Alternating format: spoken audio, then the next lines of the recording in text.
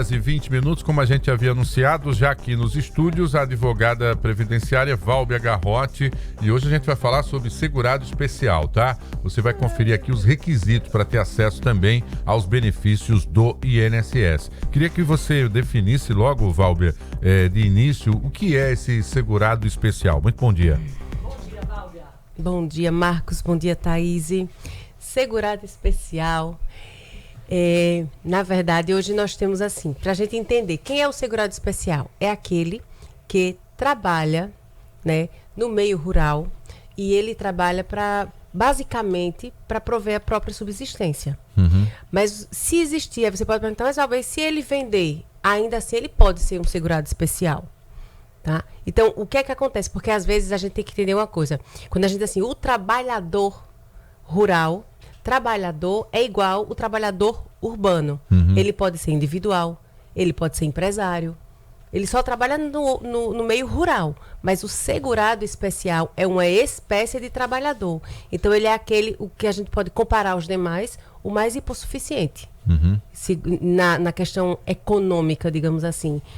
Vamos trazer aqui quais são as atividades específicas. Quem é esse segurado, né, especial? Só para ficar mais claro, Val. Vamos. Ele é aquele que ele está ali na labuta do dia a dia, debaixo do sol, trabalhando na enxada, plantando. Pode ser o agricultor familiar. Perfeito. O agricultor familiar é aquele que tem até 4 módulos fiscais. Então, não é uma terra grande. O pescador artesanal, que a gente chama, ele está ali também, da mesma forma, indo buscar a sua subsistência ou vendendo um pouco daquilo que ele pesca. Então, o pescador artesanal também, o quilombola também, o indígena também. Então, todos eles são segurados especiais. Precisa ter declaração do sindicato para confirmar, para declarar que você é segurado especial? Thaís, a Previdência, como a gente sempre fala aqui, ela muda muito essa questão de documentação, de requisitos. Para o segurado especial, dos requisitos não houve uma mudança. Mas para a prova de atividade rural, que é esse que a gente está falando hoje, existiu sim aí algumas mudanças, elas existiram. Mas uma declaração, vamos pegar assim, vai haver uma declaração do sindicato. Hoje serve, hoje mais não. Mas aí ele que está agora nos ouvindo, ele diz assim, mas poxa, eu pago o sindicato todos os meses. Existe uma reunião dentro do sindicato. A ata daquela reunião serve. Mas uma declaração de próprio punho de alguém do sindicato do responsável não serve. Ele paga todos os meses. Aquilo ali vai servir lá na frente para ele demonstrar que ele é um segurado especial? Aí serve. Então não é que nada, porque as pessoas dizem, então hoje nada do sindicato serve? Não. Serve, mas você tem que saber qual documento você está pegando no sindicato. A declaração não serve. Agora, a gente está lidando com pessoas especiais em todos os sentidos, né? Inclusive no que diz respeito ao acesso à informação e à formação.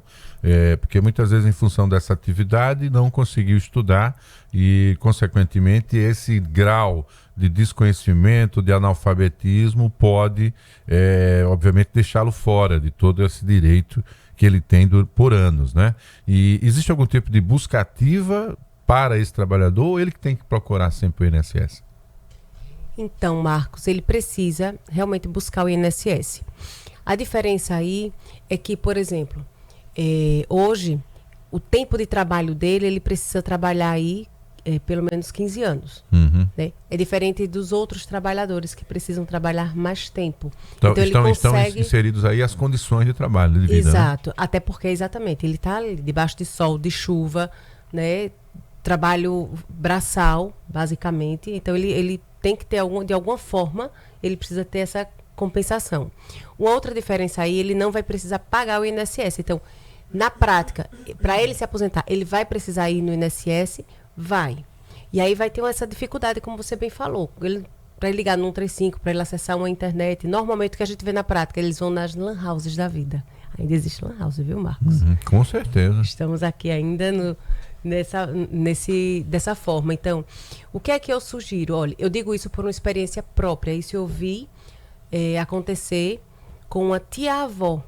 Ela era casada, ele era rural, e alguém passou pela casa, que é o que acontece hoje.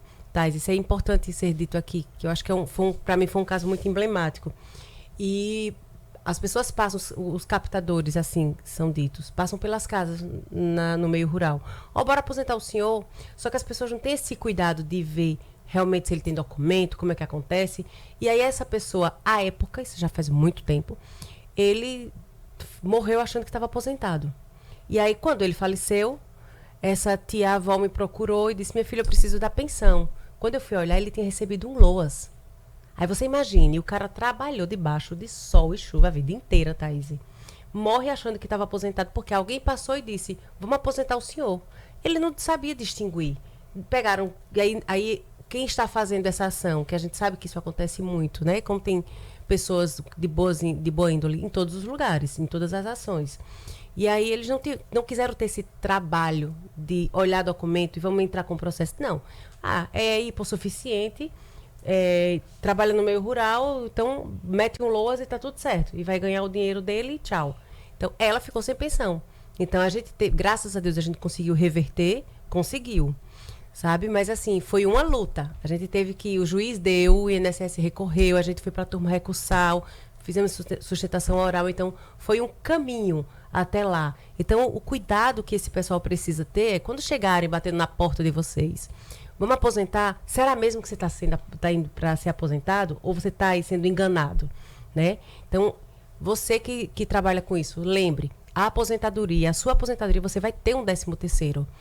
E você tem documentos que lhe garantem esse direito. Você trabalhou a vida inteira, então use a autodeclaração, é o documento mais importante hoje que existe para o trabalhador segurado especial. A idade para aposentadoria, você já falou, né? 60 e 55 anos, a idade. Então já menor. É menor, já e tem... o tempo de contribuição 15. Exatamente. Ele não contribui, precisa só Mas provar. se por uma eventualidade, se ele quiser contribuir com o INSS, ele teria uma condição de ganhar benefícios especiais ou um valor diferenciado de aposentadoria, por exemplo? Veja, Thaís, e para ele contribuir, essa pergunta é muito importante. Para ele contribuir para o INSS, ele vai ter que demonstrar uma atividade remunerada. Né? Então, vamos imaginar que ele sairia, ele vende o trabalho dele, da plantação, enfim. E aí ele pode, sim, vender. Só que aí, a depender da forma como ele está contribuindo, se ele entrar como contribuinte individual, ele perde a característica de segurado especial. Então, tem que observar isso. Ele pode ter questão de, por exemplo, quais são os benefícios que ele não vai ter? A aposentadoria por tempo de contribuição. Essa ele não vai ter. Então, ele vai ter que esperar a idade. Mas, em compensação, a idade dele, 60 anos o homem. Então, menos 5 anos de uma idade, né, de aposentadoria de tempo de contribuição e por idade, que é do urbano, desculpa.